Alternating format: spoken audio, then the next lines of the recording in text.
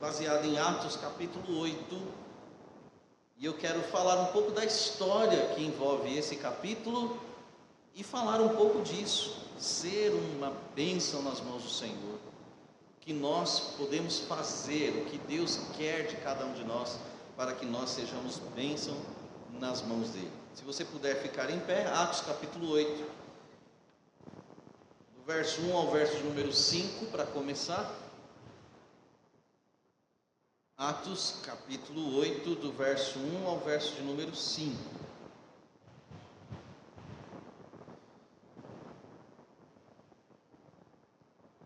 Acho que todos já conseguiram encontrar. Atos, nem todos, né? Atos capítulo 8, do verso 1 ao verso 5. Por respeito, né, àqueles que precisam ler conosco, nós esperamos. Atos capítulo 8, verso 1 ao verso 5. Eu agradeci o fato da irmã Adriana estar aqui, irmãos, mas que bênção que o Eduardo também está aqui. Amém? Graças a Deus, Eduardo também, novo convertido, mas está aí, firme, servindo ao Senhor, juntamente conosco. Louvado seja Deus pela sua vida, filho. Deus te abençoe. A Bíblia diz assim, em Atos capítulo 8, do verso 1 ao 5. E também Saulo consentiu na morte dele.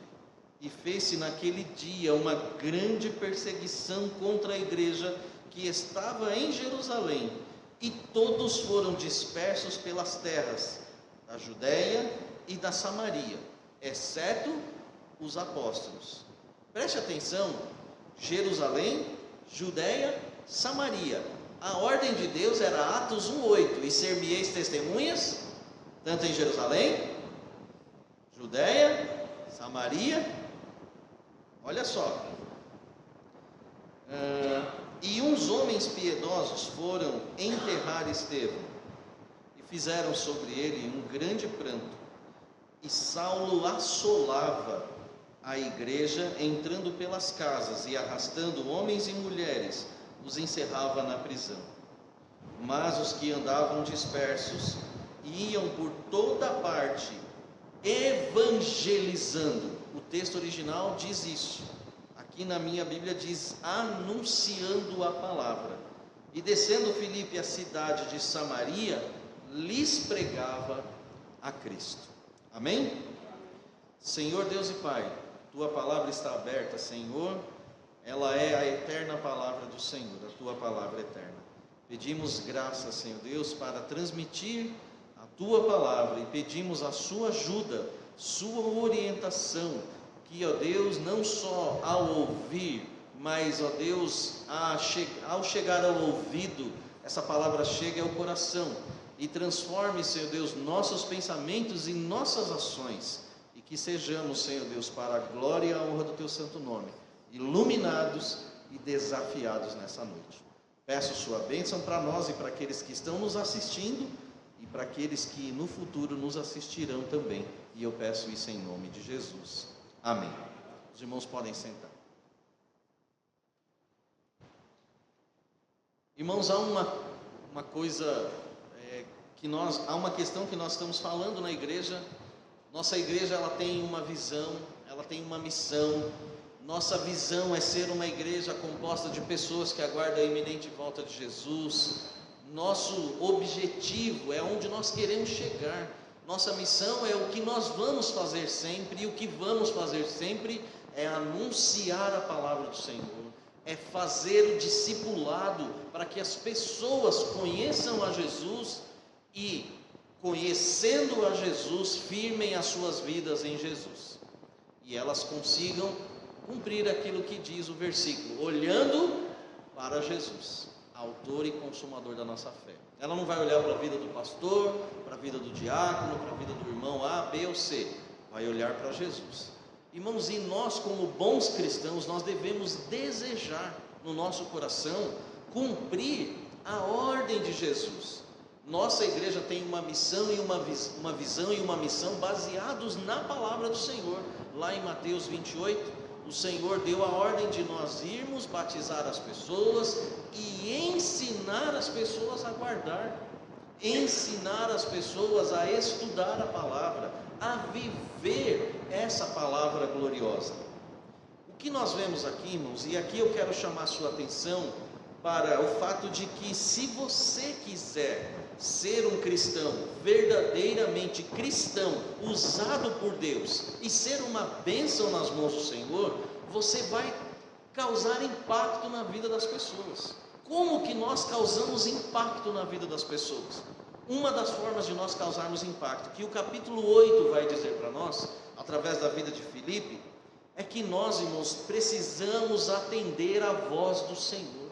Precisamos atender o chamado do Senhor. Então nós pegamos a Bíblia, abrimos lá em Mateus 28, nossa, que legal, a igreja, todo o poder é me dado no céu e na terra, ide, não, o ide é do pastor, o ide é do missionário, e aí eu, como aqui já disse muitas vezes, ousadamente aos irmãos, a Igreja Batista Bíblica de Vila Rosa, os crentes de Vila Rosa não alugam missionários, nós não alugamos missionários para pregar o Evangelho por nós. Lá eles fazem o evangelismo deles, e nós precisamos fazer o nosso evangelismo aqui. Precisamos anunciar Jesus como Senhor, Jesus como Salvador. Precisamos anunciar, conforme eu falei domingo, o verdadeiro evangelho, o evangelho que salva o homem pela fé e pela graça de Deus. Não é por nada além disso. E aí você vê um monte de doutrina, de teologia misturada com um monte de coisa que levam as pessoas, infelizmente, à perdição. Quando nós olhamos para o contexto do capítulo 8, você vai entender que atender o chamado de Deus é importante. Por quê? Porque há um problema na igreja de Jerusalém. Qual é o problema? Estava acontecendo lá uma distribuição, talvez de alimentos, de ajuda, e as viúvas gregas estavam sendo desprezadas. Havia uma divisão ali, havia um problema.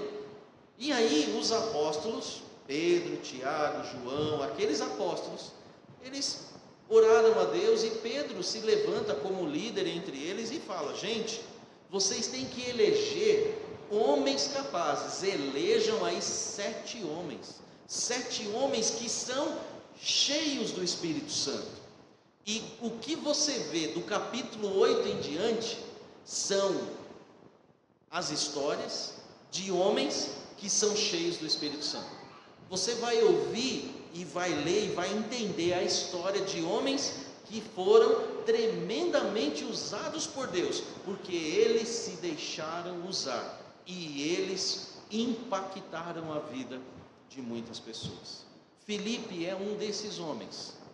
Só que ele podia ter ficado na igreja, e ele podia ter simplesmente não ouvido a voz de Deus, mas Deus quis que ele fosse, além de diácono naquele momento, Deus quis que ele fosse um pregador, um evangelista. Lembra que nós falamos dos dons espirituais? Vai ter um momento em que Deus vai revestir você com um dom. Não, Deus, espera aí, porque aqui na igreja eu só toco o piano, Senhor. Olha, esse negócio de ir lá para a rua, no meio da favela, e pregar o evangelho lá, não, Senhor, isso aí não é comigo, não. Estou brincando, né, Daniel? Mas se for, amém? Se for, vai, para a glória de Deus. Não, e irmãos, Filipe é um homem que está disposto a ouvir a voz do Senhor. Os 4 primeiros versículos é para você entender que há uma continuidade da história de Estevão. Ou seja, Estevão era um homem cheio do Espírito Santo. Eu vou fazer um parêntese aqui e dizer a você: quer conhecer um pouco da história de Israel? Leia o capítulo 7 com muita atenção. Um resumo da história de Israel está aqui no capítulo 7. É um homem cheio do Espírito Santo. E um outro homem cheio do Espírito Santo entra em cena. A Bíblia fala que Filipe começa a pregar a Cristo. Aí o versículo 6, no capítulo 8, vai dizer para nós que as multidões unanimemente prestavam atenção ao que Filipe dizia. E eles iam se convertendo ao Senhor, porque Filipe não pregava a igreja dele. Filipe não pregava a doutrina, o uso da gravata, o uso da saia. Filipe pregava a Cristo. Cristo é a salvação. Cristo é o único meio que conduz qualquer pessoa e deve conduzir qualquer pessoa para o céu. Irmãos, o importante, se você ler aqui o restante dos versículos 9, por exemplo, até o versículo de número 13, Filipe vai fazendo uma obra de poder, tanto que um homem olha e fala: Gente, esse negócio aí é poderoso mesmo, hein? Isso aí, o que ele está fazendo aí? Aí esse homem parece que se converte, né? No versículo 14 em diante, o que Filipe está fazendo, o impacto que Filipe está causando, chama a atenção da igreja em Jerusalém.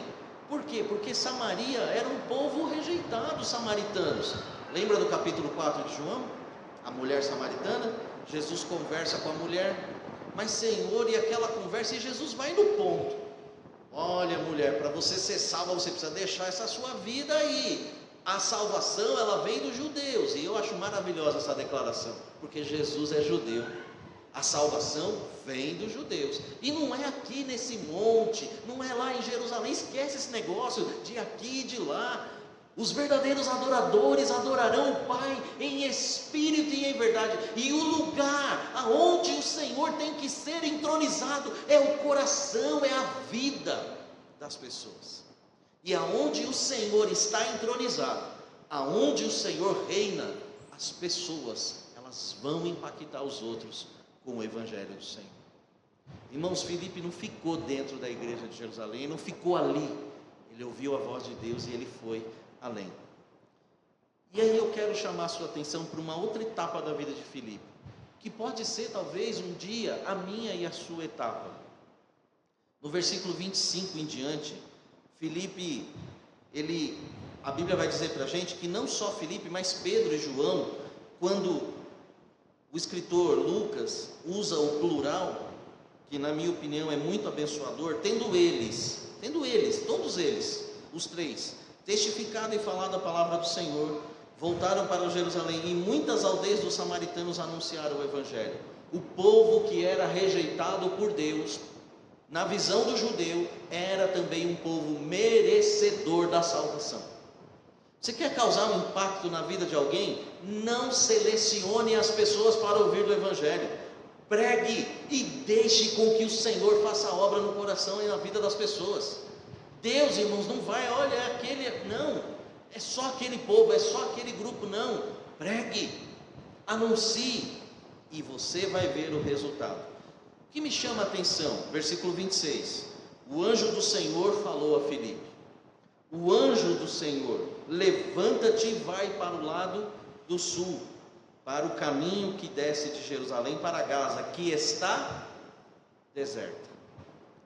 Irmãos, pregar o Evangelho, falar de Deus no meio das multidões, é muito bom. É muito bom estar no culto de oração, e graças a Deus que hoje nós temos um bom número. É muito bom, irmãos. Muitos anos atrás, uns 20 anos atrás mais ou menos, eu já cheguei a pregar na congregação nossa lá em São Carlos, para minha esposa e para minha filha.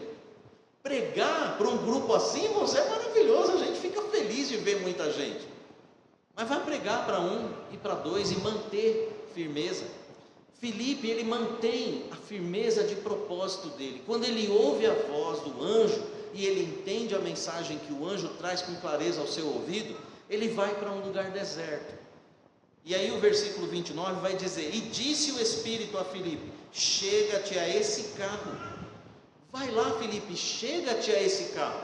Tem uma pessoa que precisa ouvir do Evangelho. Irmãos, pregar e ver vilarejos, bairros, cidades aceitando Jesus, e aí as pessoas vão aclamar e dizer: nossa, que homem cheio do Espírito. E ele era mesmo. Isso é maravilhoso, mas é maravilhoso entender que se Deus falar ao meu coração para eu pregar para uma única pessoa, eu tenho que ouvir a voz do Senhor. E muitas vezes, irmão, será que eu, Valfrido, e será que você não tem recusado e perdido a oportunidade de falar de Jesus para uma única pessoa? Para aquela pessoa que está no ônibus do teu lado, para aquela pessoa que talvez em algum momento puxou conversa com você, e que você poderia conduzir a conversa para a salvação. O que é interessante é que esse homem, que é um etíope, a Bíblia vai dizer aqui para nós que esse homem é um etíope, ele é tesoureiro, né? Uma pessoa superintendente dos tesouros, era um homem importante lá no lugar onde ele vivia, e ele vem para Jerusalém, irmãos, para passar férias talvez. O que aconteceu? poxa, morreu um homem lá, foi sepultado, foi crucificado, deixa eu ver isso daí. Naquela época, você ter um cavalo para viajar, você já podia dizer que você era rico. Mas ele não tinha só um cavalo, ele tinha uma carruagem, tinha um carro, e provavelmente tinha 1 ou 2 cavalos e um cocheiro. E esse homem vem ainda com um pergaminho que era algo muito caro, e ele vem lendo. Então ele era um homem estudado, inteligente. Ele era do Egito, ele era da África, mas ele entendia a língua hebraica, um pergaminho escrito em hebraico só tinha o Antigo Testamento. Ou seja, ele era um homem inteligente e capacitado. Irmãos, eu aprendi com o pastor Honório Correia uma coisa muito importante. O pastor Honório dizia sempre assim para nós, né? Para nós no seminário, e quando eu tive a oportunidade de ser membro da igreja dele. Muitas vezes, nós queremos ganhar multidões para Jesus. É um bom anseio. Mas pode ser que você ganhe uma pessoa, e essa pessoa ganhe uma multidão de pessoas. Jesus ganhou a mulher samaritana, e a mulher samaritana ganhou a cidade. Entende isso? Às vezes, irmãos, nós estamos nos concentrando talvez em ouvir, em ver coisas que Deus não quer que nós vejamos. E se nós, como igreja do Senhor Jesus Cristo, em 2025, Vila Rosa, se nós quisermos, irmãos, que essa igreja cresça e ela frutifique para a glória de Deus, nós precisamos ouvir a voz do Senhor. Nós precisamos ouvir o ide do Senhor e ir e anunciar o Evangelho. É interessante que Filipe, e esse texto eu gosto de usá-lo muito na aula de batismo, né? Quando Filipe chega num lugar, eles vão andando e eles veem lá no caminho uma água. Eles chegam, né, perto de uma água. E olha que bonito. Provavelmente no ensinamento de Filipe existia o ensinamento do batismo. O que é o batismo? É o ato exterior de algo que aconteceu interiormente. Para mim é a melhor definição que até hoje eu encontrei para falar sobre o batismo, assim como a aliança de casamento.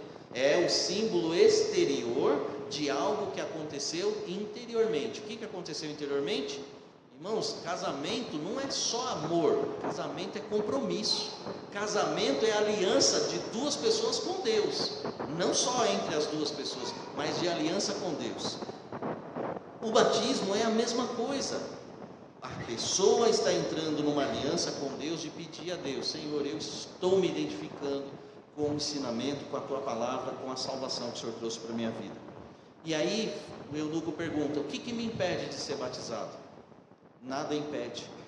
Agora veja bem, vocês vão ser testemunhas tanto em Jerusalém, Judeia, Samaria e até os confins da terra. E aqui eu vou terminar a mensagem falando isso para você. Irmãos, a igreja de Jerusalém estava muito quietinha, estava muito gostoso ali, 500 mil membros, segundo os historiadores. A igreja estava muito grande, era uma igreja gigante, enorme, de dia após dia, Deus ia acrescentando as almas iam se salvando, e o lugar estava gostoso, estava quentinho. Ai, que gostoso estar aqui na igreja, gente, hoje é na casa da Elaine que nós vamos cultuar a Deus, lá vai ter pipoca, vai ter guaraná, que bênção. Depois nós vamos na casa da irmã Sueli, do irmão Reis, e no outro dia nós vamos na casa do Israel, que bênção, a casa da Carla depois, e nós vamos lá para o Varenga, lá na casa do Valmir. O povo estava ali, irmãos, vivendo aquele evangelho, Deus estava abençoando. Só que não foi o plano de Deus isso. O plano de Deus é que eles testemunhassem. Vem a perseguição, vem a dificuldade, para que o povo pudesse sair. E aí, irmãos, qual é a questão que eu quero pensar junto com você? Ao invés de nós sairmos para pregar o evangelho por causa da dificuldade, é melhor que nós preguemos o evangelho tendo consciência da verdade de Deus na nossa vida, que nós somos devedores do evangelho àqueles que não conhecem ainda. Tem irmãos e irmãs aqui, e você que está assistindo em casa também tem, eu sei, como tem na minha família. Tem pessoas na sua família que precisam aceitar a Cristo como Senhor e Salvador? Deus pode usar você para isso. Deus pode usar um outro filho dele nesse mundo para isso. Agora imagina só, se você cruzar os braços e não pregar o evangelho, alguém de outra família talvez não aceite a Cristo. E se o outro irmão de outra igreja, talvez até de outra denominação, não pregar, talvez os seus parentes também não conheçam a Cristo. Se nós cruzarmos os braços e não ouvirmos a voz do Senhor, e não entendermos, irmãos, o que a palavra do Senhor diz, talvez meu pai, seu pai, sua mãe, seu sobrinho, seu neto, seu vizinho, todos irão para a perdição eterna. E nós, irmãos, não podemos desejar isso para nenhum deles. E se nós não queremos isso, então é hora de, no culto da confiança, pedirmos ao Senhor: Senhor, faz de mim um vaso de bênção. Faz de mim um vaso de bênção sem par, para que eu possa avisar aqueles que não têm a Cristo ainda, que o caminho da salvação eterna está aberto. Irmãos, eu quero em 2025 convidar você, igreja, a participar conosco de todos os trabalhos de evangelização da igreja. Nosso compromisso não é um compromisso de um ministério ou de um departamento, como você queira chamar, é o compromisso de toda a igreja. Para ter festa, até vi hoje um vídeo, a pessoa chega na casa de um irmão e fala: irmão, vamos para o culto de oração, estou contando com você para você ir lá para tocar o violão. Aí o irmão está com o braço enfaixado e ele fala assim: hoje eu não posso não, estou com dor no braço, meu braço está enfaixado. E aí a pessoa fala assim: então tá bom. Aí ele vira as costas e fala: mas se você fosse, ia ter janta lá depois, né? Aí de repente, quando a pessoa vira e ela levanta a cabeça, aí o irmão está com o violão na frente dele lá, tocando o violão. Opa, vamos embora, vamos logo para a festa. Todo mundo quer ir para a oração, para a pregação, para o evangelismo. Irmãos, nós precisamos mudar essa história. Tem sido a minha oração, para que Deus levante cada um de nós. E por mais que você sinta que você não tem capacidade, é aí que Deus pode capacitar você.